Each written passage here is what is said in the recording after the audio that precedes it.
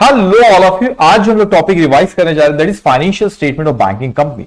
वैसे इस चैप्टर का नाम है financial statement of banking company. उसमें profit and loss account, balance sheet obviously हम लोग डिस्कस करेंगे, लेकिन उसके अलावा भी ऐसे कई छोटे छोटे कंसेप्ट है जो कि हमको इस चैप्टर में कवर करना है, जो कि एग्जामिनेशन में आते भी। सो एक एक करके हम लोग यहाँ से कंसेप्ट डिस्कस करना, रिवाइज करना हम लोग शुरू करेंगे, और उसमें जो जो एग्जामिनेशन में जनरली इंस्टीट्यूट पूछती है वो मैं आपको बताते जाऊंगा कि एग्जामिनेशन पॉइंट ऑफ व्यू से इंपॉर्टेंट है। उसके बाद हम लोग आरटीपी भी जो आपके अटेम्प्ट की उसको हम कवर करेंगे। तो पहला कंसेप्ट जो आपका, that is rebate on bill discounted. What is this rebate on bill discounted? तो अब इस कंसेप्ट को समझना। If you remember your CA foundation, C foundation अगर आपको याद है, तो अपन बिल ड्रॉ करते थे, है ना। फिर ड्रॉई एक्सेप्ट करता था, अपने को देता था। अपने चार ऑप्शन होते थे। एक ऑप्शन होता था कि अपन उसको एंडोर्स करे, एक होता था रिटेन करे, एक होता था बिल्स फॉर कलेक्शन, और एक होता था अपन बैंक से क्या करते थे, डिस्काउंट करते थे। अब बैंक के नजरिए से सोचो, सो बैंक के पास ये बिल सपोज पूरे साल में जो लोगों ने डिस्काउंट करे, सपोज वो 100 करोड़ के, और हम लोगों को उसमें बैंक ने 80 हमको दिया, ठीक है। तो it is liability for bank, इसलिए उसने क्रेडिट किया टू क्लाइंट अकाउंट। और डिस्काउंट ऑन बिल उसके लिए इट इज नथिंग बट उसकी इनकम है। ओके, क्यों इनकम है? क्योंकि आपको जल्दी पैसा दे रहा है। It is basically it is in the form of interest. तो आपको अगर आपने बिल था 100 रुपीज का, जो कि ड्रॉई से उसको 100 करोड़ का, सपोज ड्रॉई से उसको 100 करोड़ रुपीज सपोज लेना रहेगा, लेकिन मैच्योरिटी डेट पे हमको तो पैसा वो 80 करोड़ पहले दे रहा है, तो 20 करोड़ उसकी वो इनकम है। अब क्या होता है कि ये जो मैच्योरिटी डेट जो इस बिल की हो सकता है ईयर एंड के बाद हो, 31 मार्च को साल खत्म हो रहा है, तो आपने तो एंट्री पास कर, बैंक के पॉइंट ऑफ, पूरे चैप्टर में बैंक के पॉइंट ऑफ आपको सोचना है। तो bill discounted account debit 100 crore to client account 80 to discount on bill that is account 20। तो ये तो आपने एंट्री यहां पे पास करे, लेकिन बैंक के नजरिए से अगर सोचो तो उसने तो अपनी इनकम ट्रीट कर लिया इसको, डिस्काउंट ऑन बिल को, और उसने पीएनएल अकाउंट को क्रेडिट भी कर दिया। तो credit to profit and loss account. लेकिन अब आप सोचो, ये जो से 20 करोड़ इनकम बुक किया, लेकिन वो जो बिल की मैच्योरिटी जो डेट है, सपोज साल के बाद में, सपोज मैं एग्जांपल कहता हूं कि 30 अप्रैल को मैच्योरिटी डेट है। अब मेरे को पता है ये इनकम तो पूरी साल की नहीं, क्योंकि एक महीना आपका नेक्स्ट ईयर में आ रहा है, एक महीना कहा नेक्स्ट ईयर में आ रहा है। तो आपने इनकम तो 4 महीने की यहां पे बुक कर ली, या अप्रैल तक ले ली, तो अपने को कैंसिल करना होगा। तो सपोज वो क्वेश्चन आपका अमाउंट देगा, कैलकुलेशन के लिए बोलेगा, कुछ परसेंटेज देगा, लेकिन उस इनकम जो आपने एक्स्ट्रा इनकम हो गई, तो क्वेश्चन में आपको बताएंगे भाई कितना वो ईयर एंड के बाद कितना आगे चले गया। तो यहाँ पे जैसे 1 मंथ आगे चल गया, तो अपन सपोज कहते हैं कि 5 करोड़ की अमाउंट है, जो 1 मंथ यहाँ का जो रिबेट है, तो उसको कैंसिल करना पड़ेगा। उसने टोटल इनकम मान लिया था, तो ही विल कैंसिल इट। उसकी यहाँ पर डिस्काउंट ऑन बिल को जो उसने क्रेडिट किया था, तो इंक्रीज इन इनकम यहाँ की, तो उसको अपने को डिक्रीज करना पड़ेगा, क्योंकि उतनी इनकम इस साल की नहीं है, कुछ नेक्स्ट ईयर की। तो वो इनकम को कैंसिल करके decrease in income debit, so entry will be discount on bill account debit, discount on bill account debit, how much it is 5 crore. Okay, अब यहां पे उसने क्रेडिट करा रिबेट ऑन बिल डिस्काउंट, तो यहां पे क्रेडिट 20 से किया था, यहां 5 से कैंसिल करा, तो इस साल की इनकम बुक हो गई प्रॉफिट एंड लॉस अकाउंट। लेकिन अब रिबेट ऑन बिल डिस्काउंट उसने एक अकाउंट क्रिएट करा, जो कि ये इनकम रिसीव्ड इन एडवांस हो गई। ये कब की? आपने एडवांस में बुक करे थे। अब क्या होगा इसको, ये नेक्स्ट ईयर की इनकम है, ये नेक्स्ट ईयर की इनकम है। तो रिबेट ऑन बिल डिस्काउंट जो आपकी नेक्स्ट ईयर की इनकम है, अदर लायबिलिटी एंड प्रोविजन में रिफ्लेक्ट हो, we call it closing rebate. और जैसे ही अगला साल जब आएगा, तो आप क्या करोगे, ये जो आपकी इनकम जो आपने यहां पे कैंसिल करते, तो ये नेक्स्ट ईयर की इनकम है, तो आप अपने इसकी जस्ट रिवर्स एंट्री आप पास करोगे। तो rebate on bill discount account debit to discount on bill. तो आपने 3 एंट्री पास करे, पहले बिल पूरे साल में जितने उतना इनकम ज्यादा बुक कर देते, इनकम को कैंसिल करे, और फिर नेक्स्ट ईयर की इनकम थी, नेक्स्ट ईयर जब आया तो आपने इस इनकम को जो कैंसिल किया, तो वो इनकम को आपके नेक्स्ट ईयर में कैरी फॉरवर्ड, नेक्स्ट ईयर आपने प्रॉफिट एंड लॉस अकाउंट में उसको ट्रांसफर कर दिया। तो ये जो एंट्री पास करे, इसके आपने यहाँ पे रिवर्स एंट्री पास करे। तो कभी कभी इंस्टीट्यूट 4 मार्क्स के लिए आपको रिबेट ऑन बिल डिस्काउंट भी पूछ लेता, तो ये 3 एंट्री वहां पे आएंगी। उसके बाद जो आपका नेक्स्ट कंसेप्ट है हम लोग को जो यहां पे अब बात करना है, that is acceptance, endorsement and other obligation. इसको हम डिस्कस कर लेते हैं कंसेप्ट क्या होता है, लेकिन not so important from examination point of view. Rarely institute ने एक हाथ बार कभी इसको पूछे, लेकिन पढ़ के सब चाह। अब देखो कंसेप्ट क्या कहता है आपका, कि यहां पे सपोज ये मिस्टर ए ये दिल्ली में रहता है, मिस्टर बी वो कोची में रहता है। अब मिस्टर ए ने कोई गुड्स परचेज करा, क्यों ये कंटीजेंट लायबिलिटी फॉर बैंक के लिए, क्यों कंटीजेंट लायबिलिटी, वो भी मैं आपसे डिस्कस करूंगा, लेकिन ध्यान से आप पहले मेरी बात सुनिए। सपोज यहाँ पे मिस्टर ए ये दिल्ली में रहता है, मिस्टर बी कहां रहता है, कोची में रहता है। तो मिस्टर ए ने क्या करा, सपोज गुड्स को खरीदना बी से, तो बी से इसको गुड्स खरीदना है, लेकिन मिस्टर ए को लगा नहीं यार मैं गुड्स तो खरीद लूंगा, लेकिन वो उसने बोला कि यहाँ पे बोला अगर मैंने गुड्स यहाँ पे खरीदा तो एक प्रॉब्लम आ रहा है। क्या प्रॉब्लम आ रहा है? उसने बोला कि यार मेरे को अगर इसने गुड्स यहाँ पर ये मिस्टर बी कहता है ए को कि पहले तुम पैसे दे दो, तो अगर मिस्टर ए सोचता है अगर मैं इसको पहले पैसे दे दूं और उसने गुड्स अगर भेजा नहीं तो क्या होगा, ये प्रॉब्लम। दूसरा प्रॉब्लम, तो फिर मिस्टर ए बोलता है काम करो पहले आप गुड्स भेज दो फिर मैं तुमको पैसे भेज दो। मिस्टर बी को डर लगा रहता है मैंने इसको गुड्स भेज दिया और इसने मुझे पैसे नहीं दे तो दोनों को कुछ ना कुछ डर। तो एक उसका तरीका निकाले कि बैंक के पास जाता है, बैंक एक गारंटी देता है यहाँ पे मिस्टर बी को कि फिक्र मत करो मिस्टर ए आपको पैसे दे देगा। वो गारंटी देने के अलग अलग फॉर्म है। अब कैसे गारंटी देने के अलग अलग फॉर्म है इसको समझो और क्यों इसको बैंक के लिए कंटीजेंट लायबिलिटी वो भी मैं आपको बताता हूं।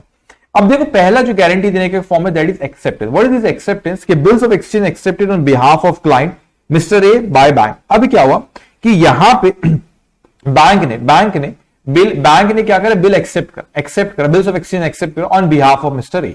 तो बी ने ड्रॉ करा, बैंक ने एक्सेप्ट करा, तो बैंक के लिए हो गया बिल्स पेबल और बी के लिए हो गया बिल्स रिसीवेबल। तो इससे फर्क क्या हुआ? तो इसके लिए बिल्स पेबल, इसके लिए बिल्स, कैसे गारंटी दी? ऐसे इस तरीके से गारंटी दिया अगर मिस्टर ए बी को नहीं देता है पैसे तो बैंक क्या करेगा, मिस्टर ए अगर बी को पैसा नहीं देता, मिस्टर ए अगर बी को पैसा अगर यहां पे नहीं देता तो क्या करेगा यहाँ पे बैंक क्या करेगा यहाँ पे मिस्टर बी क्या करेगा, मिस्टर बी ने यहाँ पे एक बिल ड्रॉ किया था बैंक के ऊपर तो मिस्टर बी के लिए बिल्स रिसीवेबल था तो बैंक से रिकवर कर लेगा। अगर मिस्टर ए ने यहाँ पे प्रॉपर दे दिया पैसा तो फिर कोई दिक्कत नहीं है, फिर तो यहाँ पे जो बिल ड्रॉ करता है उसको कैंसिल कर दिया जाएगा। एंडोर्समेंट, अब एंडोर्समेंट का मतलब बिल यहाँ पे बी ने ही ड्रॉ करा मगर यहाँ पे बैंक ने ना एक्सेप्ट करते हुए ए ने एक्सेप्ट करता है, ए के लिए बिल्स पेबल हो गया और फिर ए ने एंडोर्स कर दिया बैंक को। ए ने किसको एंडोर्स कर दिया? बैंक को। सो एंडोर्स कर दिया, बैंक के पास वो आ गया। अभी क्या हुआ, बैंक को उसने एंडोर्स कर दिया लेकिन यहाँ पे बैंक के पास तो वो आ गया, उसके वो बिल जो यहाँ पर बिल्स पेबल था वो क्या, मिस्टर ए के लिए जो बिल्स पेबल था और बैंक के लिए bills of exchange accepted by client mister A and endorse further by bank to Mister B. Sorry, तो बैंक ने क्या करा यहाँ पे, जस्ट 1 मिनट, यहां पे क्या हुआ कि मिस्टर ए था, पहले ए और बी केस में हुआ तो बी ने सपोज बैंक ने ए पे ड्रॉ किया बिल तो बैंक के लिए हो गया बिल्स रिसीवेबल और इसके लिए क्या हो गया, बिल्स पेबल। और फिर क्या किया बैंक यहां पे क्या कि बैंक ने फिर इस बिल को एंडोर्स करा, बैंक ने इस बिल को क्या करा, एंडोर्स करा by bank to Mister B. तो बैंक ने एंडोर्स कर दिया बी को तो बी के पास चलेगा बिल्स रिसीवेबल। अब मैच्योरिटी डेट पे क्या होगा, ये बी ए से कलेक्ट करेगा और ए ने अगर नहीं दिया तो बैंक ने एंडोर्स किया ना, बैंक ने एंडोर्स किया ये बिल तो फिर वो बी किससे रिकवर करेगा, बैंक से। तो इनडायरेक्टली बैंक भी यहां पे गारंटी किसको दे रहा है, मिस्टर बी को। थर्ड, अदर ऑब्लिगेशन, जो कि नॉर्मल गारंटी बैंक दे रहा है कि भाई इसने लेटर ऑफ क्रेडिट एग्जांपल अगर इसने पैसे नहीं दिए इन्हें तो हम पैसे दे देंगे। बट एग्जामिनेशन में कोई इतना एक्सेप्टेंस एंडोर्समेंट अदर ऑब्लिगेशन सब नहीं रहेगा। लेकिन आपको एग्जामिनेशन में कभी अगर आ गया तो एक चीज ख्याल रखना, ये कंटीजेंट लायबिलिटी बैंक के लिए क्यों, बैंक के लिए इसलिए कंटीजेंट लायबिलिटी, अगर ए ने नहीं दिया then bank is liable to pay, है ना, ए ने नहीं दिया तो bank is liable to pay, that's why it is a contingent liability for bank, इसीलिए बैंक के लिए कंटीजेंट लायबिलिटी है। अब यहां पे एक चीज अच्छे समय की एग्जामिनेशन में अगर क्वेश्चन आ गया तो बैंक यहां पे 2 अकाउंट मेंटेन करता है, accepted endorsement and other obligation liability and accepted endorsement and other obligation asset. तो ये 2 अकाउंट मेंटेन करता है। अब इसमें जब भी इसको यहां पर जब भी जो भी इसने लिया जिसकी गारंटी दिया वो लिखेंगे, साल में जो गारंटी, फिर ये ओपनिंग थी साल में और गारंटी लिया उसको यहां पे लिखेंगे और जब फिर चाहे बैंक खुद पे करे या मिस्टर ए पे करे वो एक एक करके कैंसिल करते आ जाएगा और यहां पर भी एक एक एसेट सेम अकाउंट खोलेंगे यहां पर भी इसको कैंसिल कर देगा। लेकिन जो रेडिंग से आपको यहां पे मार्क कर देगा वो अकाउंट है जो बैंक ने पे करा। किसने पे करा, बैंक ने पे करा। तो जो अगर बैंक ने पे किया तो बैंक को किससे रिकवर करना, ए से ऑब्वियसली रिकवर करना रहेगा। तो उसकी एंट्री से मेन बुक्स ऑफ अकाउंट में वही एंट्री है जो बैंक ए से रिकवर करेगा। तो क्लाइंट अकाउंट डेबिट, इसको रिकवर करना, increase in asset account debit, so client account debit to cash और bank account. Okay, it is a contingent liability for bank. Why it is a contingent liability for bank, अगर A यहां पे अगर fail होता है pay कर then only bank is liable to pay, that's why it is a contingent liability for bank. अब एक concept जो दूसरा आपका that is bills for collection. अब बिल्स फॉर कलेक्शन में it is not a contingent liability for bank, के लिए contingent liability नहीं है। क्यों नहीं है समझना, ढेरों लोग हजारों लोग यहां पे बैंक के पास बिल्स फॉर कलेक्शन के लिए भेजते, बैंक इस बिल को आगे फॉरवर्ड करता ड्रॉई के पास और ड्रॉई से पैसे बैंक में आते और बैंक के पास जो आता है बैंक फॉरवर्ड कर देते हैं ड्रॉअर को।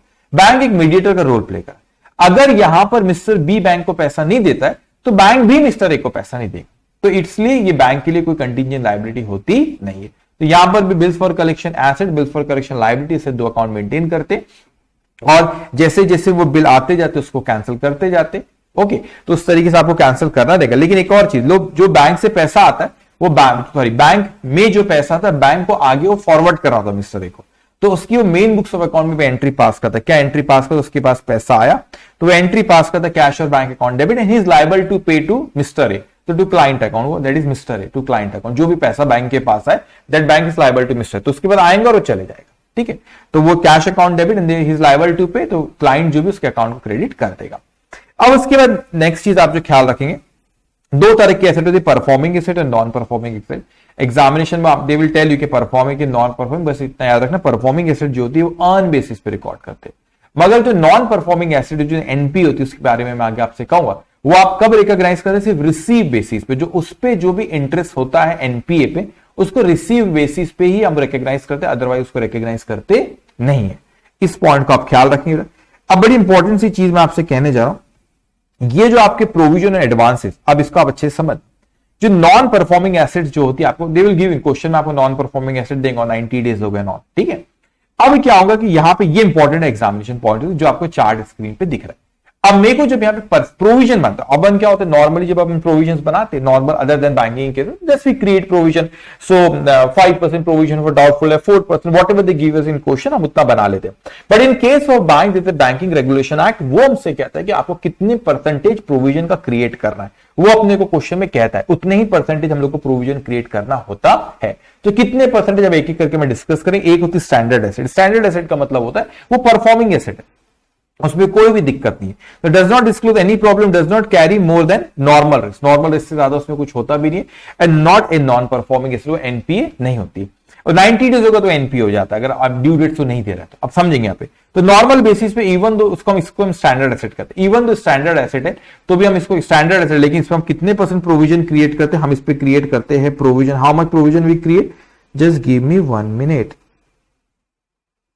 यस यस यस, ओके ठीक है। तो इसमें 90 ये अपना इस पे नॉर्मल बेसिस पे इवन द स्टैंडर्ड है हम इसको 0.4% प्रोविजन क्रिएट करते, लेकिन एडवांसेस तो एग्रीकल्चर सेक्टर में की तो 0.25% इस पे प्रोविजन क्रिएट करना पड़ेगा, लेकिन कमर्शियल सेक्टर थोड़ा सा रिस्की होता है तो वहां पे 1% का प्रोविजन अपने को क्रिएट करना, डिपेंड, इसको ख्याल रखना पड़ेगा आपको। अब सब स्टैंडर्ड एसेट का मतलब है कि NPA for a period not exceeding 12 month, NPA हो गए, नॉन परफॉर्मिंग एसेट वो हो गई, लेकिन 12 महीने अभी गुजरे नहीं है, 12 महीने होने के, तो सिक्योर्ड अगर एसेट है उसमें 15% और अगर अनसिक्योर्ड है तो नॉर्मली आपको 25% प्रोविजन बनाना है, लेकिन infrastructure loan with escrow account what उसमें 20% बनाना है। What is the infrastructure loan with escrow account, इसका मतलब होता है आपको कि सपोज ये बैंक है, बैंक यहाँ पे लोन देगा, लेकिन सपोज कोई कंस्ट्रक्शन कर रहा है कोई बिल्डिंग है तो बोले मैं लोन देता हूं कोई दिक्कत नहीं, लेकिन एक साथ नहीं देंगे, एस्क्रो अकाउंट एक ओपन करते और बैंक बोले कि एस्क्रो अकाउंट में मैं अमाउंट ट्रांसफर करते जाऊंगा, ट्रांसफर करते हुए जितने परसेंटेज आपकी बिल्डिंग का काम होते जाएगा, तो जैसे जैसे काम बढ़ते जाएगा वैसे वैसे मैं लोन देते जाऊं, दैट इज वो एस्क्रो अकाउंट के थ्रू पे करता है। तो अगर आपका अनसिक्योर्ड लोन है, अनसिक्योर्ड पोर्शन में नॉर्मली 25% करना है सब स्टैंडर्ड एसेट में, लेकिन infrastructure loan with escrow account in that case we will create a provision by 20%। Okay, अब डाउटफुल एसेट रही दो चीज, remain non performing asset for a period exceeding 12 month, तो अगर एनपीए के बाद 12 महीने होने के तो वो फिर आपका सब स्टैंडर्ड होते, लेकिन 12 महीने हो गए तो उसके बाद 12 महीने अगर हो गए तो उसके बाद हम उसको क्या कहते हैं, एक्सीडिंग 12 मंथ हो गए तो what we call it doubtful asset, what we call it doubtful asset. अब ध्यान से मेरी बात सुनिए, व्हाट इज दिस लॉस, अच्छा इसके डाउटफुल एसेट पर डाउटफुल एसेट में भी दो आता है, 12 महीने गुजर गए एनपीए बाद, तो सिक्योर्ड अनसिक्योर्ड, सिक्योर्ड पोर्शन में तीन होते, up to 1 year 25%, from 1 to 3 year 40%, more than 3 years it is 100%। लेकिन आपका ये अगर अनसिक्योर्ड पोर्शन पे कितने क्रिएट कर 100% इन केस ऑफ डाउटफुल एसेट, और लॉस एसेट भी जिसको आइडेंटिफाई करता है आरबीआई या बैंक ये इंटरनल ऑडिटर एक्सटर्नल ऑडिटर, वो कहते हैं कि नहीं इट इज लॉस एसेट, उसमें कोई उम्मीद नहीं है पैसा मिलेगा, in that case we have to create a provision by 100%। तो ये percentage we can not change this percentage, ये एज इट इज ऐसा का ऐसा ही अपने को रखना रहेगा। ओके, इसको आपने ख्याल रखेंगे, ठीक है। अब उसके बाद अब आपको जो नेक्स्ट कंसेप्ट जो आपको यहां पे ख्याल रखना है, that is provision on advances with DICGC और ईसीजीसी, नॉट सो इंपॉर्टेंट, कभी कभी 2-4 नंबर के लिए इंस्टीट्यूट पूछ ले, बहुत सिंपल भी होता है। अब क्या होता है कि अपन बैंक में डिपॉजिट करते, बैंक लोगों को एडवांस देते, अब जो अपना पैसा बैंक में अपन डिपॉजिट करते उसका इंश्योरेंस निकालते, वन इज डीआईसीजीसी एंड दूसरी ऑर्गेनाइजेशन ईसीजीसी। वो डीआईसीजीसी का ऑर्गेनाइजेशन है, deposit insurance credit guarantee corporation and export credit guarantee corporation. तो जो भी आपने एडवांसेस यहाँ पे दिए बेटा उसके ऊपर इंश्योरेंस निकाला, लेकिन एक बड़ी इंपॉर्टेंट सी चीज आपने ख्याल रखना, वो आपको क्वेश्चन में देगा कि जैसे टोटल डिपॉजिट एडवांसेस जो यहाँ पर एडवांसेस जो है ना, यहाँ पे टोटल जो सपोज यहाँ पे 35, ठीक है 35 आपने यहाँ पे दी। अब क्या हुआ यहाँ पे वो कह रहा है कि आपने 35 जैसे यहाँ पे ओके अब यहां पे क्या हो रहा है कि आप प्रोविजंस कितने पे बनाओगे, provision amount of calculation of provisions to be made, तो आपने यहाँ पे सिक्योर्ड अनसिक्योर्ड, तो सिक्योर्ड वाले पे अपने को प्रोविजन नहीं बनाना, सिक्योर्ड वाले पे कभी प्रोविजन बनाना होता है कि नहीं, सिक्योर्ड वाले पे कभी, जो अनसिक्योर्ड वाला पोर्शन उसके ऊपर प्रोविजन बनता है। तो हमेशा ख्याल रखना, यहां पर भी आप देखो इस सिक्योर्ड वाले पे प्रोविजन नहीं बनाना, किसके ऊपर, आई मीन टू से प्रोविजन, तो आई मीन टू से ईआईसी डीआईसीजी सीसीजीसी सिक्योर्ड वाले पे कभी कवर नहीं होगा। अगर क्वेश्चन में बोला तो ही, तो आप किसी कोई चीज का इंश्योरेंस किसका निकालोगे, जो अनसिक्योर्ड, मैं ये कहना चाह रहा हूं। प्रोविजन तो बनेगा सब पे, लेकिन आई मीन टू से यहां पे कि इंश्योरेंस किसका निकालेंगे, तो जो आपका अनसिक्योर्ड उस पे इंश्योरेंस निकालेंगे ना। तो ये आपके सिक्योर्ड वाला पोर्शन है, इस पे इंश्योरेंस निकालने की जरूरत आपको नहीं है, तो ये अनसिक्योर्ड वाला है आपका। तो अनसिक्योर्ड वाले पोर्शन पे आपको, अनसिक्योर्ड उसके ऊपर इंश्योरेंस निकलता है, तो आपने यहाँ पे इनसिक्योर वाला इसके ऊपर इंश्योरेंस निकालता है, तो आपने इसको यहां से हटा देंगे। सपोज यहाँ पे 35 टोटल, तो 10 एडवांस सिक्योर था, 25 अनसिक्योर था, तो आपने इंश्योरेंस 10 का निकालेंगे, 25 नहीं, अनसिक्योर्ड का इंश्योरेंस निकाले। सपोज क्वेश्चन में दिया होगा 40%, तो ये आपने 40 जो है 40 का 25 का 40% आपका 10 आता है, इसका आपने इंश्योरेंस निकाली। तो अगर आपने इंश्योरेंस निकाली 25 में से 10 का इंश्योरेंस निकालिए, तो क्या आप मेरे को बताओ, उसको फिर 10 के ऊपर अपने को प्रोविजन बनाने के नहीं। तो जब आप प्रोविजन क्रिएट करते हो, तो प्रोविजन जब आप क्रिएट करो, जिस चीज का इंश्योर्ड है उसका तो सवाल ही नहीं उठता ना प्रोविजन बनाने का। तो ये इंश्योर्ड है, ये 10 इंश्योर्ड है, 11 इंश्योर्ड है, तो इसका प्रोविजन नहीं बने। तो आपका यहाँ पे 10 बचा है, 25 उसका जो भी परसेंटेज आपको, जो डिपेंड्स कौन सा स्टैंडर्ड है, सब स्टैंडर्ड, डाउटफुल है, डिपेंड, ओके, जो भी क्वेश्चन में उतने परसेंटेज आप इसके ऊपर क्या प्रोविजन क्रिएट कर लोगे। ओके, तो इस चीज को not so important for examination point of view, लेकिन ख्याल रखना। तो यहाँ पे जो आपका जो डीआईसीजीसी का जो इंश्योर्ड है, ऑब्वियसली उसके ऊपर प्रोविजन हमको बनाने की जरूरत नहीं, क्योंकि ऑलरेडी इंश्योर्ड है ना, कुछ नहीं होता, वहां से रिकवर करेंगे। ओके, सो अब आते हैं हम आते नेक्स्ट कंसेप्ट जो आपको valuation of investment. There are 3 types of investment in case of by, held to maturity, held for trading and available for sale. अगेन ये मैं बता देता हूं, ध्यान में रखना अपने बस को, यहां पे कि जो हेल्ड टू मैच्योरिटी कि मैच्योरिटी तक की उसको रखने का इसका इंटेंशन होता है, तो यहां पे इसको वैल्यू एट कॉस्ट पे वैल्यू करते हैं, और ये अदर वो कॉस्ट पे वैल्यू करेंगे, लेकिन अगर परमानेंट नेचर का long term, it's like a long term investment, अगर आपका अदर देन टेम्पररी डिमिनिशन, मतलब परमानेंट नेचर का अगर डिमिनिशन है, तो ही अपन उसका प्रोविजन बनाते हैं। तो यहां पे जैसे कॉस्ट है 200, मार्केट वैल्यू 190, सो यहां पर अगर परमानेंट नेचर का अदर देन टेम्पररी है, तो यहां पे इसको अपन 190 पे वैल्यू करेंगे, 10 का प्रोविजन बनाएंगे। मगर कॉस्ट पे वैल्यू कर, जैसे 400 का 420 हो रहा है, तो उसमें कोई दिक्कत नहीं, वो तो बढ़ रहा है। यहाँ पे कॉस्ट पे वैल्यू नहीं, परमानेंट नेचर का डिक्लाइन है, तो ही प्रोविजन क्रिएट करें। Second is held for trading, तो अपना ये इंटेंशन, यहाँ पे हेल्ड फॉर ट्रेडिंग है, मतलब इसको आप शॉर्ट टर्म के लिए आप करते हो, ठीक है। These are security acquired by bank with the intention to trade by making short term aid, जब अपने को लगा नहीं प्राइस ज्यादा आ रहा है, अपन उसको चलो बेच के अपन बेनिफिट कर लो। तो इसके बारे में कहता है mark to market, that is revaluated market value. लेकिन बड़े अजीब सी यहाँ पे एक बात आएगी कि रीवैल्यू तो आपको मार्केट प्राइस पे करने के लिए कह रहा है बेटा, लेकिन नेट एप्रिसिएशन और depreciation in each category will be shown in PNL account में करना है, लेकिन वो कहता है the individual script will be शोर एट बुक वैल्यू, मतलब इन्वेस्टमेंट विल बी शोर एट बुक वैल्यू। सो आपको इसको बुक वैल्यू पे शो करना है, लेकिन आप कहते सर उसको रीवैल्यूड करो मार्केट प्राइस पे, बुक वैल्यू पे भी शो करो। देखो आप कैसे करना। सपोज यहां पे मैं कहता हूं कि शेयर की कीमत है 650 और मार्केट प्राइस है 750, तो आप कितने से इंक्रीज हो रही है, अप्रिसिएशन हो रही है 100 से। तो आप वैसे तो नॉर्मल अगर आप बोलेंगे एसेट की वैल्यू रीवैल्यू को, तो investment account debit to profit and loss account, लेकिन इन्वेस्टमेंट उसको बुक वैल्यू पे रखना है इन्वेस्टमेंट, तो they will be provision for profit on, यहाँ पे हेल्ड फॉर ट्रेडिंग। अब यहाँ पे 300 का डेप्रिशिएट होकर 250 हो रही, मार्केट में 250 से डेप्रिशिएट हो रही, so profit and loss account debit to provision. तो वो आपको इन्वेस्टमेंट अकाउंट को वो चेंज करने नहीं बोल रहा है, उसको बुक वैल्यू पे रहने दो, लेकिन मार्केट वैल्यू पे मार्क करना है, तो will give the PNL account, second effect will be the provision account पे रहेगा। Third is available for sale, जो भी कैटेगरी 1 और 2 में नहीं आता, that's come under third category, that is available for sale. तो इसमें आपसे क्या कहता हूं, securities which don't fall in the above 2 categories are classified as available for sale. तो कॉस्ट और market value which ever is lower, तो cost और मार्केट वैल्यू दोनों में से विच एवर इज लोअर, जो भी कम है उसको अपने को वैल्यू करना रहेगा। Net depreciation under each category will be fully provided for, book value of the security will not be change. अब देखो बुक वैल्यू चेंज कर रहे नहीं बोल रहे अपने को, यहाँ पे वो कॉस्ट और market price which ever is lower पे बोल रहा है, लेकिन बुक वैल्यू चेंज नहीं होना चाहिए, तो इट मीन प्रोविजन क्रिएट करना है। तो जैसे देखिए यहाँ कॉस्ट से 100, मार्केट प्राइस 80, तो it will value at 80, so PNL account debit to provision account 20। तो अगर डोंट गिव इफेक्ट इन, आपको इन्वेस्टमेंट अकाउंट में इफेक्ट नहीं देना, इन्वेस्टमेंट अकाउंट में इफेक्ट नहीं देना है, इफेक्ट किस में देना, प्रोविजन अकाउंट में, तो क्योंकि बुक वैल्यू इन्वेस्टमेंट की चेंज होना नहीं। यहाँ पे डिबेंचर है आपका 200 और ये आपका 240, तो यहाँ पे कॉस्ट है 200, मार्केट प्राइस 2, विच है 200 पे वैल्यू होगा। ओके, अब उसके बाद एक कंसेप्ट है आपका cash reserve ratio. Cash reserve ratio भी करंटली चल रहा है 4.5%। इसको बहुत शोर मचाते एग्जाम में क्या करना। Currently it is 4.5%। SLR ratio that is 18% currently, but you don't have to worry. Examination में अगर वो पूछेंगे तो मुझे लगता है examination they will give you percentage. अगर आपको नहीं देता you can say latest rate is so and so, you can say assume in case of CRR you can assume 4.5%, in case of SLR you can assume 18%, 18%, okay, but what is this as CRR, what is cash reserve ratio? तो क्या होता है कि bank में अपन बहुत सारे deposits करते हैं, that may be fixed deposit, saving deposit, current deposit, gold deposit, recurring deposit, okay.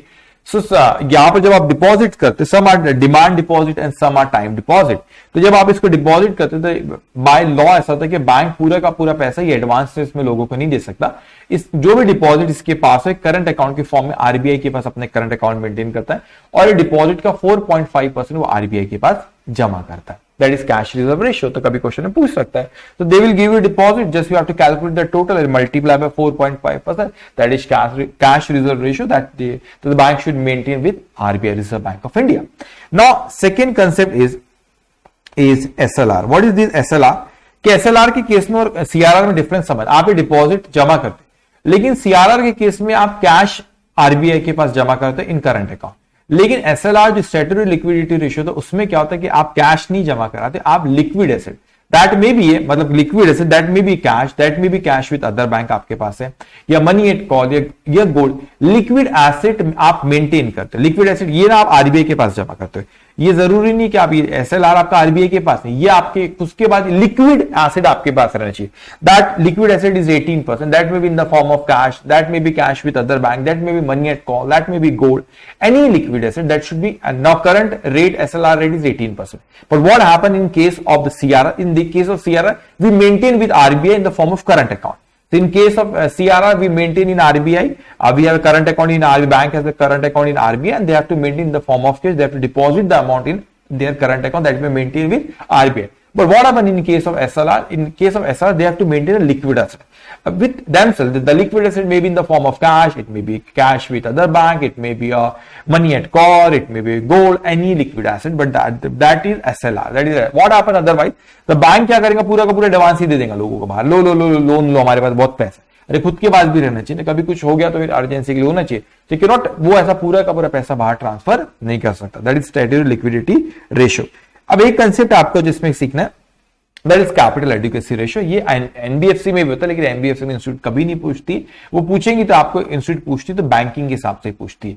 अब इसका फॉर्मूला कैपिटल एडिक्वेसी रेशियो का होता है कि यहाँ पे टीयर 1 और टीयर 2, ओके, तो टीयर 1 और tier 2 divided by risk weighted asset multiply by 100। What is tier 1 and tier 2?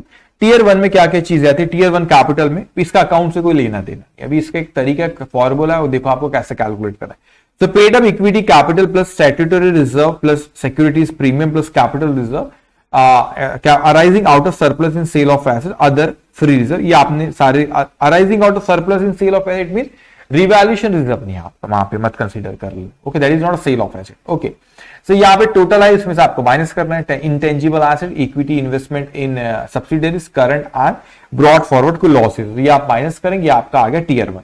Tier 2 में आपका था क्यूमुलेटिव प्रेफरेंशियल कैपिटल, उसमें ऐड करोगे रिवैल्यूएशन रिजर्व। रिवैल्यूएशन रिजर्व आपका टीयर 1 में है, टीयर 2 में आता है, और फिक्स 55% आपका जो भी रिवैल्यूएशन रिजर्व उसका 55% आपको माइनस करना है, आउटर कॉलम पे फिगर आएंगे, और कंटिजेंसी एंड लॉस रिजर्व अगर आपने कोई मेंटेन करे वो यहाँ पे आएंगे, और total that is tier 2। So tier 1 plus tier 2 divided by risk adjusted asset. What is risk adjusted asset? इसको ख्याल रखना। कैश बैलेंस विद आरबीआई के पास आपका कोई कैश बैलेंस है तो उसमें कोई रिस्क नहीं, दैट इज 0%। ये मेरे मन से नहीं बोल रहे परसेंटेज, ये लॉ ने बताया, आपको याद करना पड़ेगा, okay. So cash balance with RBI that is 0%, then balance with banks और claims on bank that is 20%। No other investment is 100%, तो जो भी आपकी वो एसेट है उसको जस्ट आपको you have to multiply by this percentage. Loans and advances अगर गारंटीड बाय द गवर्नमेंट तो कोई रिस्क नहीं, 0%। अगर गारंटीड बाय डीआईसीजीसी और ECGC in that case it is 50%। Bank staff advances fully covered by superannuation benefit 20%, और other 100%, other is 100%। और उसके बाद premises furniture fixture 100%, lease asset 100%, of balance sheet item guaranteed and guarantee and other obligation 100%, acceptance endorsement and later of credit this 100%। तो ये इतने percentage अपने को यहां पर ये दिया, इतना अपने को मेंटेन करना है। मतलब आई मीन टू से कि जो भी आपको एसेट दी उससे इसको मल्टीप्लाई करेंगे। तो अपने को पहले आपने टीयर 1 कैलकुलेट करना, टीयर 2 कैलकुलेट करोगे और उसके बाद ये एसेट जो दी जैसे you have to multiply by this percent, that is risk adjusted asset, और यहाँ पे बस टीयर 1 जो आया प्लस टीयर 2 जो है divided by risk weighted asset multiply by 100 आप इससे करोगे, जो भी आपका अमाउंट आएगा, जो भी आपका परसेंटेज आएगा ये मल्टीप्लाई बाय 100 जो भी आएगा that is capital adequacy ratio. In real life it has to maintain 9% maintain करना होता है बैंक को, बट इट्स ओके। एग्जामिनेशन में कभी कभी तो जो क्वेश्चन देते हैं बिलो कैपिटल एडिक्वेसी रेशियो 9% से कम आता है, but it's okay, just we have to calculate that कि कैपिटल एडिक्वेसी रेशियो हमारा कितना आ रहा है।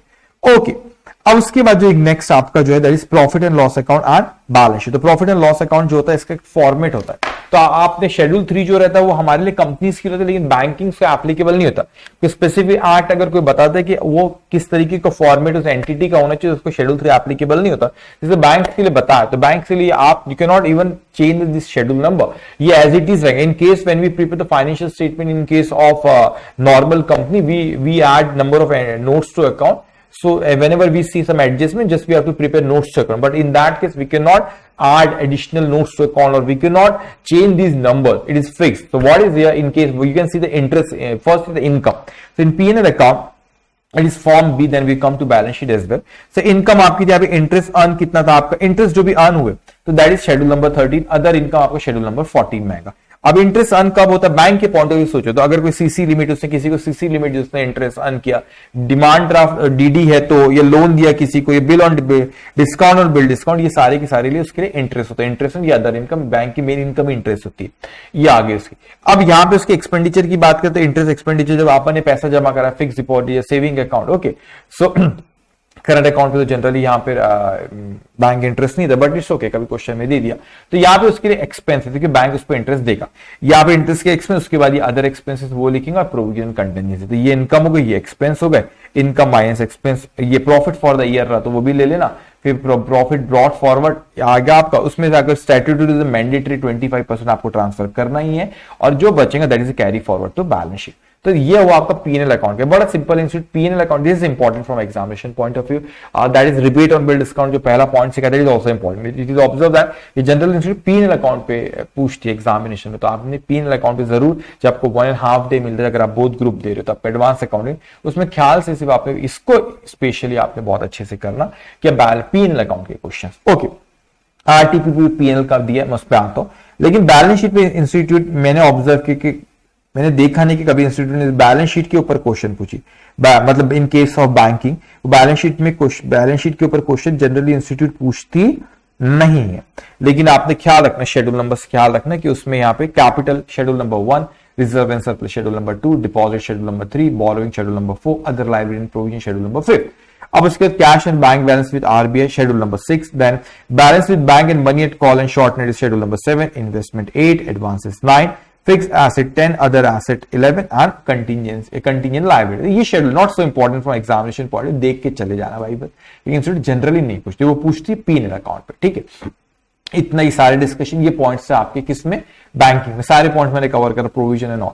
अब एग्जाम ये आरटीपी में जो आपके यहाँ पे क्वेश्चन दिया उसको अपन यहाँ पे देखते देखो, सेम क्वेश्चन सब रेगुलर बैच के। चलिए ठीक है, following information of Raja bank limited. ठीक है, राजा okay, the following information of Raja Bank Limited for the year ended 31st March 2023 are as under total interest earned and received on term loan। you know that कि NPA में से अपन receive basis पे करते, तो ये bank ने interest earn करे term loan pay rupees in 1000 है 12750, ये अर्न करे तो अर्न नहीं करते। अगर ये इसमें मैंने कुछ और बोला है कि देखो यहाँ पे interest earn on term loan NPA, तो इसको समझना बेटा, मैं इसको ऐसे भी कैलकुलेट कर सकती हूँ। टोटल इंटरेस्ट जो उन्होंने अर्न करे दैट इज 12750, तो मैं यहां लिखता हूं 12750। अब इसमें टोटल इंटरेस्ट था वो, ठीक है, टर्म लोन पे। अब बोलता है कि interest on term loan classified as NPA, तो एनपीए पे अर्न बेसिस पे तो होता ही नहीं, तो 3655 माइनस करो उसमें से। फिर बोलता है interest earn on term loan class, interest receive, ये रिसीव रहता है, तो रिसीव ऐड करो 1190। तो आप ये कैलकुलेट अगर करते हो तो ये आएगा आपका 12750 माइनस 3655 प्लस 1190, दिस कम 10,285, 10,285, ये आपका 10,285। तो यहाँ पे देखो इंस्टीट्यूट यहाँ सॉल्व करेगी, ये उसकी इनकम है, बैंक की इनकम होती है, तो ये देखो 10,285, 10,285। फिर आगे आपसे कहते total interest on CC and total interest on CC and overdraft, that is 28,315, so 28,315 minus interest earned but not received on cash credit and overdraft treated as NPA।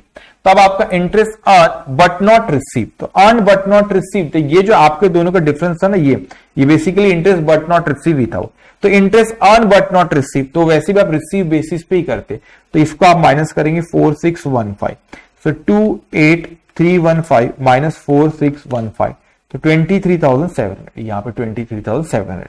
फिर आपसे कहता है वो ये होगी, इसके बाद ये कहता है इंटरेस्ट ऑन डिपॉजिट, तो लोगों ने हमारे पास डिपॉजिट करे तो ये हमारे लिए क्या एक्सपेंस है, तो एक्सपेंस वाले में जाएगा, ये एक्सपेंस वाले में, दिस इज 20,600। उसके बाद है आपका फिर कमीशन एक्सचेंज एंड ब्रोकरेज, ये बैंक के पॉइंट ऑफ व्यू सोचना, उसके लिए इनकम होता है कमीशन, ठीक है। तो यहां पे इसने अदर इनकम में बताया है, ये अदर इनकम में। उसके बाद यहाँ पे then profit on sale of investment, ये भी उसकी इनकम है, तो profit on sale of investment. फिर यहाँ पे profit on revaluation of investment, ये भी उसकी इनकम है 1710, अदर इनकम 1710। फिर उसके बाद कहते हैं इनकम फ्रॉम इन्वेस्टमेंट, याद रखना इनकम ना फ्रॉम इन्वेस्टमेंट की इंटरेस्ट की इनकम उसकी, इसीलिए ना इंटरेस्ट अर्न वाले इसमें लिखते हैं इंस्टीट्यूट को हमेशा। तो income on investment is investment that is in the form of interest it is, तो वो आपका 10,000, ये जो भी अमाउंट है 10,870, वो आपका उसने किस में लिया, उसने यहां पर लिया, इंटरेस्ट अर्न में लिया, ओके। उसके बाद है यहाँ पे payment to and provision for employees, तो आपने कितना पेमेंट करे, payment and provision for employees 13,000 आपने, तो ये आपका हो गया अदर ऑपरेटिंग एक्सपेंसेस। तो यहाँ पे ऑपरेटिंग एक्सपेंसेस में यहाँ पे देखिए पेमेंट एंड प्रोविजन 13,725। उसके बाद रेंट टैक्सेस एंड लाइटिंग 1925। उसके बाद प्रिंटिंग एंड स्टेशनरी 310। उसके बाद director fees allowance and expenses 1565। उसके बाद आपका रिपेयर्स एंड मेंटेनेंस 280, ओके। उसके बाद depreciation on banks property 495 expense. उसके बाद इंश्योरेंस 215। तो ये टोटल हो गया आपके अदर एक्सपेंस। तो ये अदर एक्सपेंस ऑपरेटिंग एक्सपेंस, और ये ऑपरेटिंग एक्सपेंसेस उसने यहाँ पे लिख देगा, ये ऑपरेटिंग एक्सपेंसेस फर्स्ट की टोटल है 44,855, 13 शेड्यूल 14 टोटल 12095, ये टोटल ये एक ही आइटम है आपका शेड्यूल 15 में। ये अब इसको समझने के प्रोविजन कैसे बना 5090 का, उसने यहाँ पे इंफॉर्मेशन दी अपने को। स्टैंडर्ड एसेट है इंक्लूडिंग स्टैंडर्ड, जिसके एडवांसेस उसने इंक्लूडिंग स्टैंडर्ड पे बताया था आपको, वो अलग अलग है 0.4 0.25 डिपेंड किसका है। तो यहाँ पे कहते हैं including advances to commercial real estate sector 35 rupees in 1000 है, तो रुपीज इन 1000 3,500। तो ये इसमें से 3,500 जो है उस पर 1% लगेगा, और नॉर्मली कितना लगाना है आपको 0.4%। तो आप देखो यहां पे, तो यहां पर आपने 0.4 वो उस पे 3,500 पे 1% लगाए, और इस पे आपने लगा 0.4%, ओके ठीक है। अब उसके बाद यहां पर आके सब स्टैंडर्ड एसेट आपकी कितनी 9,500। तो सब स्टैंडर्ड एसेट अगर फुल्ली सिक्योर्ड है, यहाँ पे फुल्ली सिक्योर्ड, उस पे कितने परसेंट लगाना अपने को 15%, ओके। Just 1 minute,